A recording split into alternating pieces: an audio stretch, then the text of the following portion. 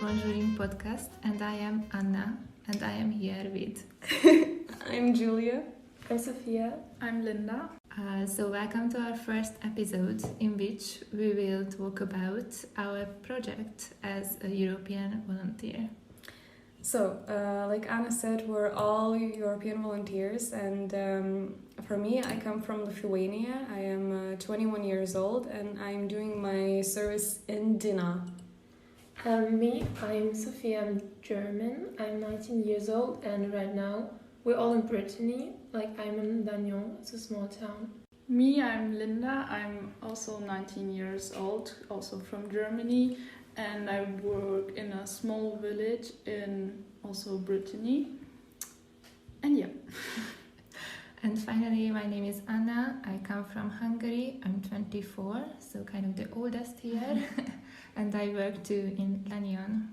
Okay, so Yeah, and you have this opportunity in whole Europe, so the whole European Union, but there are also some partner countries where you can go.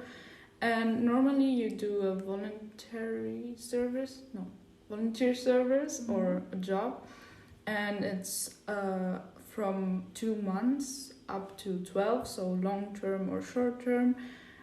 And basically you participate in the local Solidarity project. yeah, and there is such a big variety of projects. Like, it goes from cultural to ecological, maybe even political, something like this. So there is an official page of this organization, and they offer all the countries where you can participate, all the programs that you can see, the lengths, everything. And the only thing is that this organization accepts volunteers who are from 18 to 30 years old. Yes. Yeah. And you can also apply with 17, but you can only go abroad with 18 years. Yeah. So it's really nice way to take your youth by storm and just go somewhere. Yeah. So there are many benefits to this. The first and biggest one is that technically you can go abroad for free. So how this works is that you are a volunteer and you work a certain amount of hours per week. You volunteer, and then in exchange, usually you get accommodation for free, and then you get some money for food and also some money for free time activities. Plus, like your travel costs, so like airplane or train or whatever, they are all covered by the European Union. So like it's really 100% free. Also there you get the whole support, so you get language lessons, so even if you don't speak the national language already, you can learn it also for free. You have insurance, the organization who's coordinating you and also where you work is supporting you in all kind of ways. You also get seminars depending on how long you stay. For us, I think all of us are staying 9 months, so we have 2 seminars in total. And there you meet other volunteers, you have also tutors who help you, who give you advice, you share experience, also get to know a lot of people from different countries, which is also extremely nice. You can create contact, get in touch with young people. Like Europe. These seminars are the perfect introduction to your life in a foreign country, because like you meet all of these new people, and usually you form a contact with these people, and then you become friends throughout your whole volunteering, and you can like support each other and everything. So this is a really nice way from Solidarity Corps to have this bonding experience for volunteers, because like it's natural to feel unsafe when you first come to a foreign country. So this kind of thing really makes you feel more comfortable with you being here for a long time. Yeah, especially the seminar in the beginning, it was really, really good because I think it was within the first 2 months, and it was like the on-arrival seminar, so everyone just came to France, everyone just didn't speak a lot of French, like everyone had the same experiences, and it was really nice to like exchange this. Even though we have to add, like, normally or most of the volunteers, they don't live alone. Like, for example, me, I live with Anna and also another volunteer, and I think the others, you guys, you live also in some shared apartments, so that's also nice.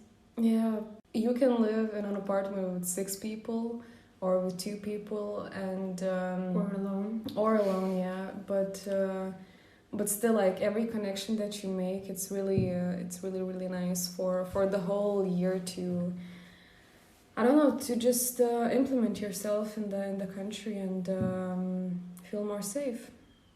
Yeah, I suppose the point here is that you have a lot of social support, not just from your peers and other volunteers, but as I think we already mentioned, you also get a mentor who is there for you to help with your project, guide you with your professional experience, but also help you with every personal questions that you might have.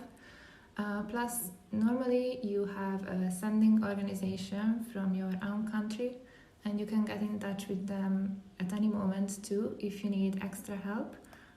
And basically there are just so many people and places to go for support throughout the whole project, so you are never alone. For example, for me and people who I talk to, usually the question is, I tell them about the sending organization and they're like, okay, so what is that? How do I find my sending organization? Does anybody know how to find the sending organization?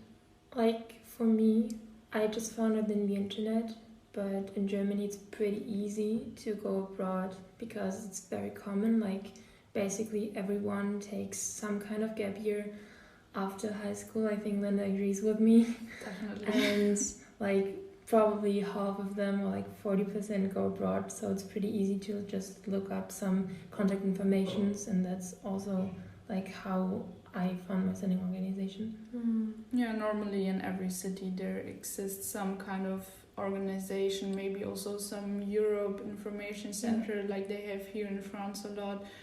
And normally all these organizations are connected, so if you get in touch with one, they can Recommend you. Yeah, exactly. Okay. So like general advice would be to go to bigger cities around your hometown, or if you live in a big city, try to look for organizations who handle international projects. Or if you really can't find anything locally, you can use Google or like social media like Facebook groups where you can just search. There I want to add that, like, for example, me, my sending organization, I contacted them over the phone and I got accepted over the phone. I didn't really have to go there. So actually they don't have their office in my hometown, even though it's a big city. But I just, like, the whole organization stuff, it all happened over the phone and worked really well. And then for my German seminar, I met them in person and it all went perfectly. Yeah, and also with some of the projects that you can travel with, not every project requires a sending organization. I know that there are some that can just take you in without it, but I think it's more important for you to have like this backup from your own country, because for example with my sending, they are so amazing. They keep up with me every month, and we have these calls, and it's really nice to have this backup in case you are feeling not okay in the country that you're living in doing your service. Then your sending organization can really help you with all the troubles that you're having. So yeah, it's quite important. You can leave without it, but it's better for your own peace of mind to have it. Yeah, I agree, especially in the beginning when you're like organizing everything. I had no idea like of all the documents and everything, and they just informed me like, please ask your organization about, I don't know, about the bank account. Do you need to change your bank account? Please inform yourself about this. So they really like gave me some thoughts I wouldn't have like had if they didn't told me that. Especially like with the paperism, it's impossible to do it on your own because there are so many things, and thank God that they take care of it for you, because it can get quite complicated, I think. Yeah, also sometimes, or at least that's the case for me, the coordinating organization is also helping a lot. with all the administrative stuff, like the bank account. I think that was the biggest issue for most of us. And also, for me, for example, because I work in a small village, first I lived alone in a small apartment in a small village with no other foreign people. So I just called the coordinating organization and talked with the coordinator there. And so together we could find a solution so that now I'm living in the bigger city with other volunteers together. So if anytime you feel bad, you have problems, there's always a solution. And they really want you to be happy to have this great experience of a volunteering service. So yeah, I also think like everyone who's like working within the European Solidarity Corps project or like around it, they really care about like your personal experience, not just your work, but like, or like even more about your personal experience, like how are you getting along in the new country and everything. Like I was so impressed in the beginning that our tutors do so much, like like I think I told you before, but like our tutor, she like I was picked up at the station. I think my roommates, they got picked up 2 hours away from the airport by car. So, and then they even went grocery shopping the first time with us and everything. Like they really took care of us. Yeah, the tutors really are amazing. For example, me and my roommate, we got also a great tutor. Like we go to his house for dinner. He takes us shopping if we need. He takes us to see places like that we haven't seen before, for example, Mont Saint-Michel. And he really takes care of us. And he always says that for me, the main objective is that you have a nice experience here, that you feel good here, that you, I don't know, feel safe, and that you're happy here. And this is all I care. And this really shows that it's not some labor thing that you are coming to another country to do. It's an experience that you are coming to have. So far, actually, we mentioned kind of 3 organizations, and just to give a bit more information how the whole thing works is that you have the sending organization in your own hometown or in your country, and then you have a coordinating organization that's in the country where you are going to.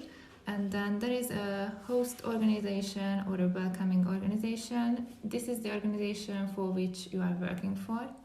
And also like your mentor or tutor will work for this organization as well. So you are working together. And basically these are the 3 places you can go for help. Also, it's not necessary to have a coordinating organization, but like we, for example, we do. Yeah, but like this sounds really complicated, but in fact it's not that complicated if you really have like the people in mind. Like for example, we know the people who work in these organizations, so now it's easier to, I don't know, to all have it in mind, because if you hear all the terms, you have no idea. Like it's really complicated, I think, when you just don't have like some relation to it. Yeah, but the whole system is designed in a way that it is very accessible to even like young people who are only 18 or 19 years old, like Linda or Sofia, like they managed to do it without any issues. So don't feel not encouraged because of these terms. Like maybe it sounds complicated, but in reality it is not at all. Yeah, like the first step is sending, and then with the sending organization, everything comes along, like all the knowledge and all the confirmations that you need. Like really, it's it becomes less and less overwhelming, like as you go along with the process.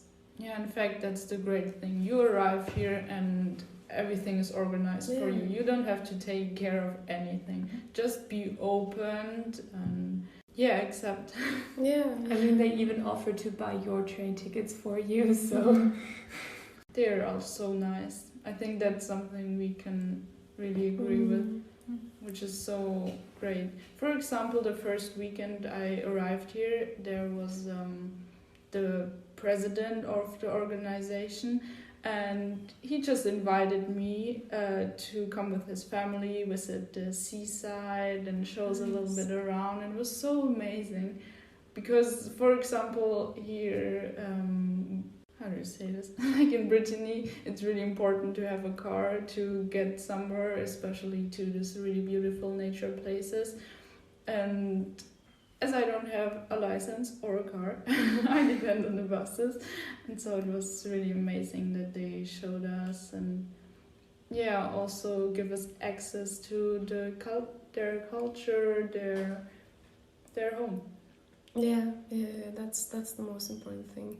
And like, if you have any bad feelings, because they're throughout this long volunteering, they're so natural that you're not going to be happy all the time. Of course, there's going to be some down moments or something. The most important thing is not to get like too cooped up in your bubble. And what your tutors and mentors and everyone will tell you all the time, that if there's anything wrong, just share your feelings and they will find a solution. They will find a way to help you. If you want to quit the project, you can quit a project. It's everyone is gonna look out for your own well-being. So yeah. I think we already talked enough about like the support and how easy it is. Maybe we can talk about like other things like the language. So we came here to France. Some of us had a bit of French knowledge already, and some of us did not speak French at all, right? Personally, I can say that obviously when you are abroad and you are immersed in the new culture and you are surrounded by the language every single day, you improve quite quickly. So even if you don't speak the language in the beginning, you should not be afraid, because once you arrive, you will pick it up quite easily and quickly. Plus, or not. Quickly is not the word that I would use, but you will pick it up eventually. Alright, so you will pick it up eventually. But we all have like free French classes, and obviously there are French people everywhere, so the opportunity to practice is given in every single moment of the day.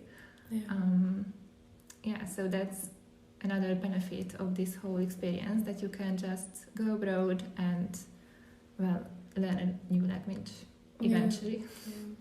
Like with a lot of people that we've talked to, a lot of young people who might be interested in volunteering, and we always ask them, what are your fears? And for example, for French people, with the French young people that we talk to, they're always like, English. I know that English will be necessary, and I don't know English, and I'm scared that I cannot go because I will not be able to express myself. But it's really not a problem. I mean, when you are in that environment, like Anna said, you pick up when you hear the language every day, the learning process is so much quicker than learning it at home online or something like that. So, for example, if I was to learn French, I think it would take me years to learn it by myself online or in some classes like university.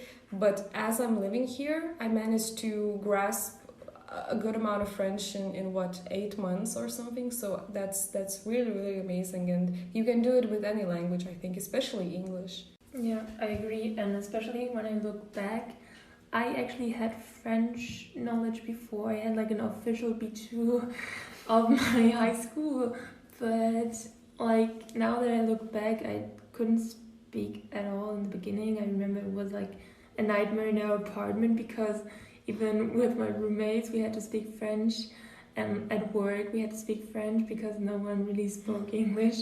So we were really like obliged to speak French, and we did it every day, so it improved really quickly. And even now we don't understand anything, but now that I have like French friends, I even get like fast words and everything, like words that you just use in like everyday language or anything. And that's something you couldn't really learn like in school or something. For me, it's the same thing. I also had French in school for a really long time, But in school we did more like the journal language, this official language thing. Then I also arrived here, faced all these youngsters talking in their youth language, and I didn't get anything really at first. They talked so fast, used so many weird words, but for me the first thing that got so much better was the understanding, because as you hear French all the time, somehow you get it. And for me a big pointer is also sign language. Like, you see the people talking, and that also helps you to understand.